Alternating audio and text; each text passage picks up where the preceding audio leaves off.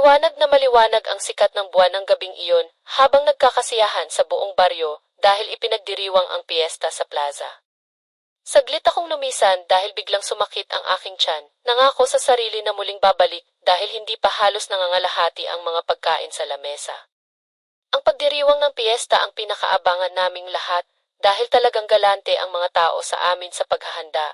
Dinadala namin ito lahat sa plaza at doon minsanang nagsasalo-salo habang may pinapanood na palabas.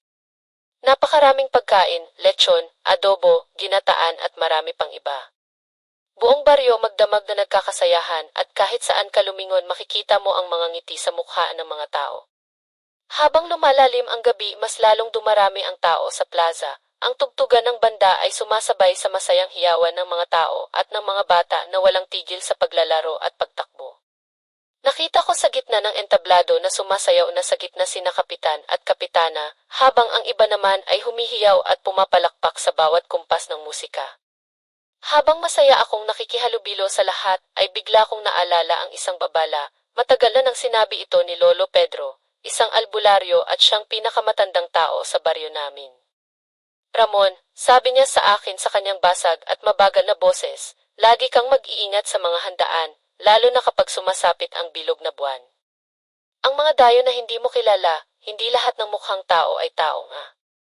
Nung sinabi niya sa akin yon natawa ako kasi para sa akin yung mga ganong klase ng babala ay pambata lang, panakot sa kapag sobra na sa kakulitan.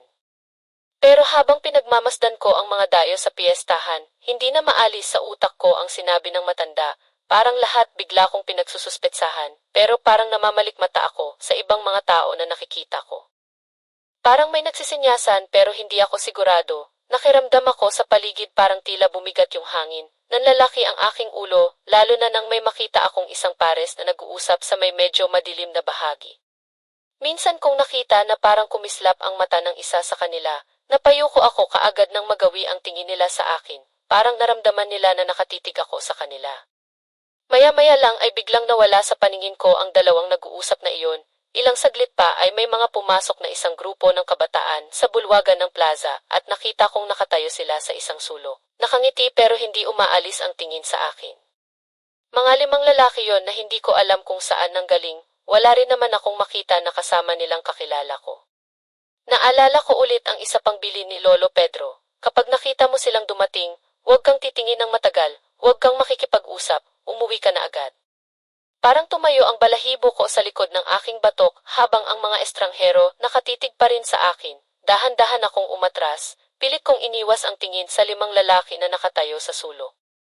Habang naglalakad ako sa loob ng plaza ay parang sinusundan nila ako ng tingin. Nagdesisyon akong sundin ang bilin ni Lolo Pedro. Luminga ako para hanapin ang mga kaibigan ko pero tila nawala sila sa gitna ng mga taong nagkakasiyahan. Lahat ng mga tao ay walang kamalay-malay sa nararamdaman kong takot dahil sa presensya ng mga dayo. Huminga ako ng malalim at pilit na pinapakalma ang sarili. Siguro napapraning na naman ako. Bulong ko sa aking sarili para alisin maski paano ang kaba sa dibdib ko.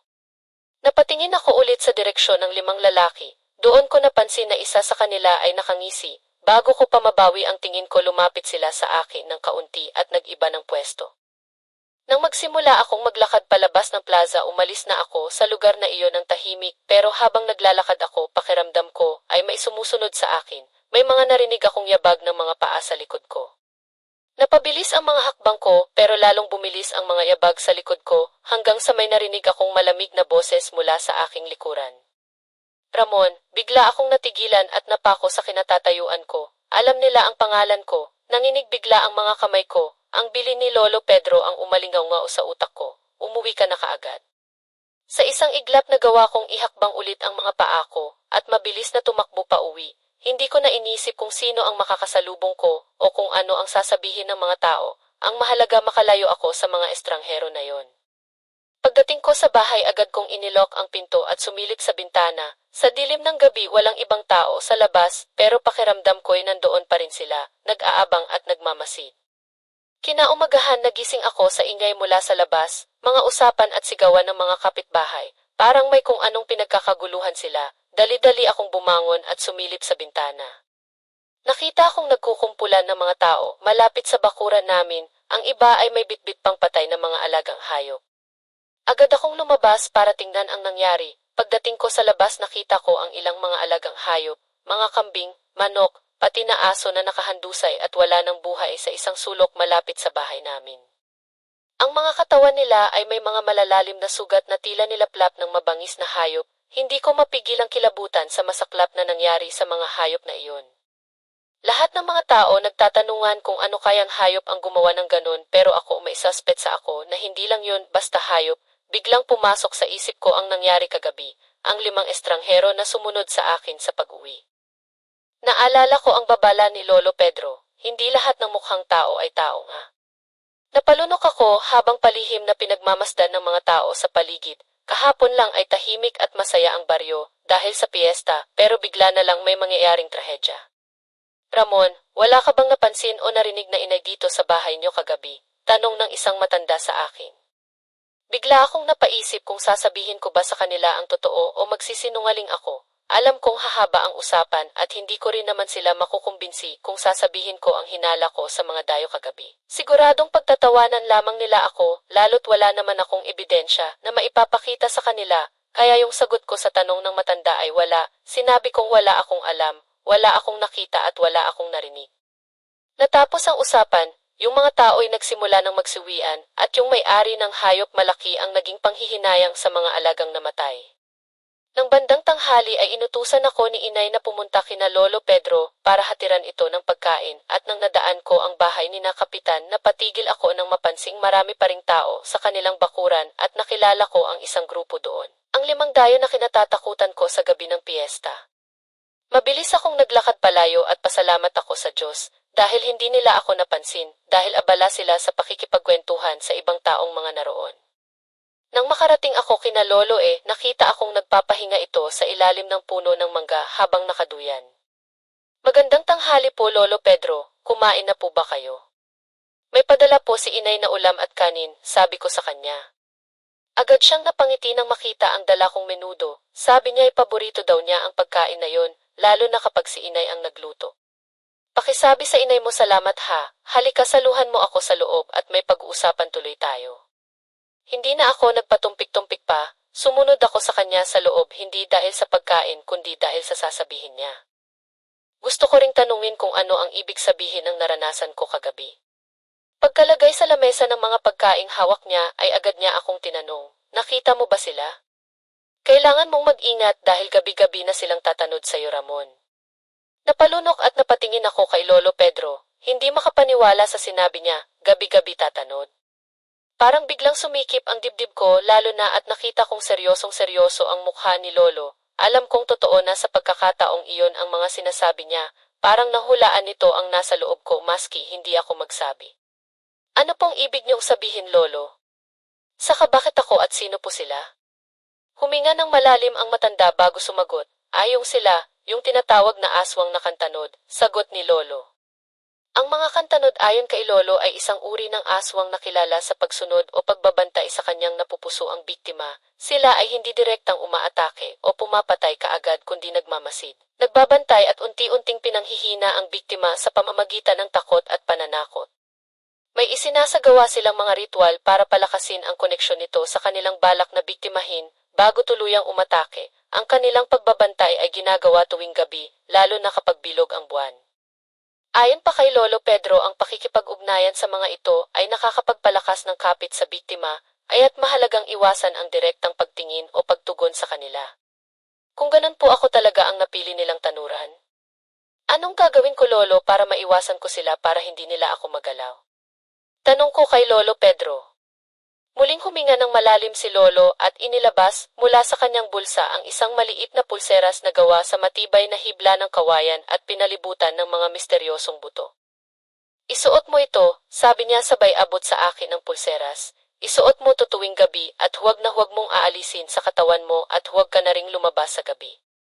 Tinanggap ko ang pulseras dahil parang hindi ko maatim na gabi-gabing may tatanod sa akin. Kinagabihan hindi ako mapakali habang nakaupo sa gilid ng aking kama. Hawak-hawak ko ang pulseras na ibinigay ni Lolo. Sinuot ko yon at nang madikit sa aking pulso, bigla akong nakararamdam ng init na bumalot sa aking katawan. Habang lumalalim ang gabi at wala ng ibang tunog kundi ang mga kahol ng aso sa malayo at ang huni ng mga kuliglig, pilit kong pinakalma ang aking sarili. Humiga na ako sa aking kama at sinubukang matulog pero hindi pa man nagtatagal ay nakarinig ako ng mahihinang yabag mula sa labas ng bahay. Dahan-dahan akong lumapit sa bintana at sumilip, ingat na hindi makagawa ako ng anumang ingay. Sa madilim na kalsada nakakita ako ng mga aninong mabibilis ang kilos. Napansin ang ilang mga pares ng mata na tila kumikislap sa dilim. Nakaramdam ako ng matinding kaba. Totoo nga ang sinabi ni Lolo Pedro, binabantayan ako ng mga aswang na yon. Mabilis akong lumayo sa bintana habang pasimpleng hinahaplos ang pulseras at taimtim na nagdarasal. Nakarinig ako ng mahihinang mga bulong na tila tumatago sa dingding ng bahay namin. Parang may tumatawag sa akin at pinipilit akong lumabas pero hindi ako tinatabla ng kanilang orasyon o engkantasyon. Pumikit ako ng mariin at paulit-ulit na inisip ang bili ni Lolo, huwag kang lalabas. Makalipas ang ilang sandali narinig kong tumigil sila sa paglalakad at tuluyan na ring naglaho ang mga bulong. Sa gabing iyon nanatili akong gising magdamag at gising na nagbabantay din. Kinaumagahan paglabas ko ng bahay ay agad kong naamoy ang malansa at mabahong amoy ng dugo. Ang mga hayop na patay doon na mismo nakalagak sa bakuran namin, ang kanilang mga bangkay ay nakitaan ko ng bakas ng matatalas na ngipin at kuko. Halos punit-punit ang laman. Agad na napuno ang bakuran namin ng mga tao at agad silang nag-usap-usap. Nagtataka kung bakit naulit-ulit ang ganoong senaryo at doon mismo sa bakuran na namin nangyari. Dahil sa mga bakas na nakita, may ilang matatanda na nagpaang tanda ng krus at sinabing mga aswang ang may kagagawa ng bagay na yon. Madami ang sumang-ayon sa sinabi nila at naniwala na talagang ang aswang ang pumatay sa mga hayop. Sumunod na tanong nila ay kung sino naman ang nagbabalat kayong tao sa baryo at naghahasik ng lagim tuwing sumasapit ang gabi, mas lalong nakahihindik ang ginagawang pagpatay at mas lalong nagiging brutal. Habang nag-uusap ang mga tao sa bakuran namin ramdam ko ang tumitinding takot at galit sa kanilang mga boses. Isa-isa silang naglabas ng haka-haka. Tinuturo kung sino sa baryo ang maaaring nagbabalat kayo bilang tao at nagpapanggap na normal pero halimaw pala sa gabi at isa sa pinaghihinalaan nila ay ako, ang aking inay at si Itay. Gayong 2 araw nang may natatagpo ang mga patay na hayop sa aming bakuran, hindi kami imposibleng kami dahil alam niyo naman na matagal na kaming nakatira dito sa baryo. Saka sino ba ang tangang ilalagay sa sarili niyang bakuran ng mga pinapatay niya? Sadyang dito lang yan inilalagay dahil kinakain nila ang mga hayop na yan habang binabantayan ako. Agad na nabaling sa aking lahat ang mga tingin, ngunit agad akong tumahimik nang makita kong lumapit si Kapitan Jose at ang kanyang asawa. Bagamat hindi nila kasama ng mga oras na iyon ang mga estranghero, ay naging malayo na agad ang loob ko sa kanila mula nang makita ako sa kanilang bahay at 5 lalaki na yon. Pakiramdam ko ay may tinatago sila at may kaugnayan sila sa mga dayo. Mas nakakatakot ang isipin na may kinalaman din sila sa nangyayaring pagpuntirya sa akin ng mga aswang. Ano bang nangyayari na naman dito? Tanong ni Kapitan Jose. Agad naman siyang napalatak nang makita ang kaawa-awang kinahinatnan ng mga hayop at taga siyang nagpatawag ng mga tanod sa barangay at napag-usapan nila na magkakaroon na ng curfew sa baryo at maliban doon ay kailangang magsagawa na ng mga pagroronda upang maiwasan na ang ganoong mga pangyayari. Agad na ikinatuwa ng mga tao ang aksyon mula kay Kapitan Jose. Nang makuha na ang mga hayop sa bakuran namin, bumalik na ako sa loob para kumuha ng kahit na kaunting tulog pero ng mga oras na iyon ay kung kailan wala ng tao ay tsaka ko naramdaman na parang may sumunod sa akin. Nang tingnan ko ang paligid ay wala namang tao, maliban sa aking inay at itay na noon ay seryosong pinag-uusapan ang mga kakaibang nangyayari sa bahay namin. Muling sumapit ang gabi at hindi ko mapigilan ang mabilis na tibok ng aking puso. Hindi na naman ako dinadalaw ng antok dahil sa takot sa mga kantanod at katulad ng isang gabi, may mga naririnig na naman akong mga yabag at tumigil iyon sa tapat ng bintana sa aking silid. Maya-maya ibigla itong kumatok. Nung una ay mahina lang pero habang tumatagal malakas ito ng palakas. Nakiramdam ako kung magigising ba sa ingay na yon ang aking mga magulang pero walang umiimik mula sa kabilang kwarto. Dahan-dahan akong muling lumapit sa bintana at sumilip, umaasang walang kahit na anong makitang nakakatakot pero hindi iyon ang nakita ng aking mga mata. May nakatayo sa labas, isang mataas na figura na balot ng itim na damit. Ang mukha nito ay hindi naaaninag dahil natatakpan ng sombrero, pero ramdam kong tumatagos ang tingin nito at direktang nakatingin sa akin. Muli niyang itinaas ang kanyang mga kamay at kumatok ng mas malakas, dahil doon ay napaatras ako habang patuloy ang pagkatok niya sa bintana. Tila may bumubulong na tinig mula sa labas, malamig at mahina, malinaw ang sinasabi, "Ramon, lumabas ka." Tinakpan ko ng unan ang aking mga tenga at sinasabi sa sarili kong huwag papaloko sa kung anuman ang nasa labas. Ilang sandali pa ay tumigil ang mga katok. Biglang tumahimik pero alam kong hindi pa rin siya umaalis. Habang naghihintay ako ng muli niyang pagkilos napagtanto kong hindi 5 tao ang naroon sa labas, kung hindi isa lang. Nalito ako bigla. Yung 5 estranghero sa bahay ni na Kapitan Jose hindi ko na rin nakita maghapon sa baryo. Isa lang ang napagtanto ko. Kung hindi sila ang kantanod na nagbabantay sa akin, may iba pa na nagpapanggap sa baryo.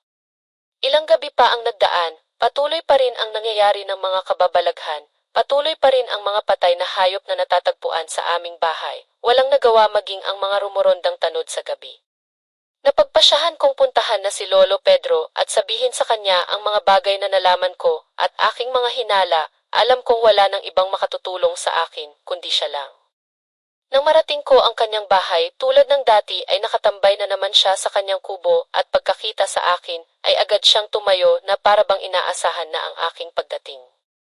"Lolo," sabi ko, "may kailangan po akong sabihin sa inyo, parang may iba pang aswang sa baryo bukod sa mga dayo." Ang mga nangyari po kagabi, nalaman kong iisa lang ang tumatanod. Natumango ang matanda at inanyayahan akong maupo sa maliit na mesa sa loob ng kubo. Sa ibabaw ng lamesa ay may garapon na puno ng mga durog na buto at alikabok na may amoy ng usok mula sa mga halamang gamot. "Kilala ko ang aswang na nagtatago rito, Ramon, sadyang marunong makisama sa mga tao at mahilig makihalubilo, pero dahil ikaw ngayon ang napili nilang tanuran, kailangan kitang tulungan dahil ayaw kong matulad ka sa 5 dayo na yon na sinasabi mo." Agad na isinalaysay ni Lolo na ang 5 lalaki ay hindi mga aswang pero kinakasangkapan sila ng aswang para sa pansarili nitong interest. Napapasunod niya ang mga ito anuman ang kanyang ipagawa na kabilang na dito ang panghuli o pagnanakaw ng mga hayop sa baryo. Ito ang ipinanglalaman sa tiyan ng aswang habang hindi pa naisasagawa ang pambibiktima sa akin. "May paraan po ba para malaman kung sino siya?" tanong ko. "Mamayang gabi ay lumabas ka at dalhin mo ang garapong ito na nasa ibabaw ng lamesa." Tinanong ko siya kung para saan yon at ganun na lamang ang pagkabigla ko nang sabihin niya sa aking makikilala ko na sa gabing yon kung sino ang aswang nakantanod at kung ano ang talagang sadya nito sa akin. Nang matapos kaming kumain, nagpasya na akong pumunta sana sa aking silid pero biglang nagka-emergency sa bahay. Biglang sinumpong ng kanyang sakit sa hika ang inay. Agad akong inutusan ni Itay na tumawag ng tulong kay Kapitan Jose para makapaghanda ng masasakyan papunta sa hospital. Nahihirapan na kasing huminga ang inay noon kaya nagdesisyon si Itay na dalhin siya sa ospital para sa agarang paggamot at tumili pa ako nung una na lumabas dahil nga sa banta ng kantanod pero wala na akong mapagpipilian. Sinigurado ko na lamang nasuot ko sa kamay ang aking pulseras at nasa bulsa ang garapon na ibinigay sa akin ni Lolo Pedro. Pagdating ko sa bahay ni na Kapitan Jose, agad na sana akong tatawag pero natigilan ako nang makarinig ng malalakas na tinig. Boses iyon ni Kapitan Jose at ang kanyang asawa para bang nag-aaway. Maya-maya ay napansin ko ang asawa niyang si Aling Maria na lumabas sa kanilang bahay. Agad akong kumatok sa bahay nila at nang buksan ni Kapitan Jose ay agad kong sinabi ang aking pakay. Agad niyang tinawag ang kapitbahay niya na driver ng ambulansyang pambarangay at sinabi na ihatid na nga sa ospital ang aking ina. Nauna na akong naglakad habang inaayos nung tao ang sasakyan. Habang naglalakad ako, muli kong nakita si Aling Maria na gumawi sa gubat. Maya-maya ay bigla siyang tumigil sa harap ng isang puno. Nakita akong may sinasambit siya mula sa likuran ng puno, may sumulpot na isang malaking itim na aso. Hindi pangkaraniwan ang laki at tila ba may matatalim na ngipin na nakalitaw sa bibig nito. Pagkatapos ay may isa pang aso ang lumitaw na mas malaki kaysa sa una at habang naglalakad siya papunta sa dulong bahagi ng kakahuyan, nadadagdagan ang bilang ng mga aso hanggang sa ito ay naging 5 na. Nang makumpleto na sila, tumigil ang sinusundan ko, bigla siyang tila ngumisi at nagbanat-banat ng buto. Ang anyo ni Kapitana Maria ay nag-iiba, ang mga mata niya ay nagiging kulay pula. Ang kanyang likod nagiging baluktot at nagiging malahalimaw ang kanyang itsura. Isa ang klase ng halimaw na may matatalas at mahahabang pangil. Dahil sa nakikita ko ay natakot ako at dahil doon ay napaatras ako at nag-ingay ang tuyong dahon sa ilalim ng aking mga paa. Biglang tumingin ang aswang sa kinaroroonan ko at naramdaman ko ang tila pagbaga ng oras. Ngunit bago pa man sila makalapit sa akin, nakarinig ako ng malalakas na hiyaw mula sa baryo. May mga dala silang sulo at itak. nakahinga ako ng maluwag lalo na at nakita nila ang mga totoong aswang sa baryo. Agad nilang napalibutan ang 5 aso at si Maria. Ikaw pala kapitana ang may gawa ng lahat ng mga perwisyo dito sa baryo. Hindi ka na makakatakas, sambit ng halos lahat ng mga tao doon. Lumantad ang tunay na anyo ng aswang sa baryo, dahil doon ay galit na galit ang mga tao. Umatras si kapitana na mukha ng halimaw gayon din ang mga aso, ngunit nang makitang sukol na sila ng mga tao, agad na umakyat ng puno si Aling Maria at ang mga alagad niya, tinangkang lumaban para ipagtanggol ang kanilang amo. Lumipad ang sibat sa punong iyon, nauna nang napaslang ang 5 aso at isinunod naman ang aswang nakantanod, agad ko siyang sinabuyan ng pulbos na galing sa aking garapon. Ganun na lamang ang sigaw nito nang masugatan ang braso ng kapitana, ngunit hindi siya nagpatumpik-tumpik pa, alam niya na suko na siya, kaya naman nagpa siyang tumakas. Mabilis itong tumalon-talon sa bawat puno hanggang sa kinain na siya ng dilim, magmula noon ay hindi na nagpakita ang asawa ni Kapitan Jose. Umamin siya sa amin na kailan lang niya nalaman na galing pala sa lahi ng mga aswang ang kanyang asawa. Nalaman lamang umano nito ang lahat ng bumisita sa kanilang bahay ang 5 nitong pamangkin na walang alam gawin, kundi ang magpakaakiba sa pagkain at siya na rin mismo si Kapitan Jose ang nakahuli sa asawa niya at sa 5 nitong pamangkin ng ginagawa nilang pagtatanod sa akin. Sabi ni Kapitan Jose umamin sa kanya ang asawa niya at sinabing natipuhan ako umano ng isa niyang pamangkin na lalaki at balak nila akong gayumahin at gawing katulad nila, ngunit maski anong gawin nila ay hindi sila makalapit sa akin. May kung anong malakas na puwersa daw ang pumipigil sa kanila para hindi nila ako masaktan. Naalala ko ang pulseras na bigay ni Lolo Pedro, napahalik ako bigla sa agimat na iyon at umusal ng isang maikling dasal. Nang mag-uwian na ang lahat ay nagkaroon ng katahimikan ng buong gabi at sa kauna-unahang pagkakataon mula nun ay nakatulog na ako ng mahimbing, nilubayan na ako ng mga aswang at magmula ng araw na yon hindi na sila bumalik sa aming baryo. Hanggang dito na lamang po ang aking kwento at maraming salamat po sa lahat ng mga nakinig.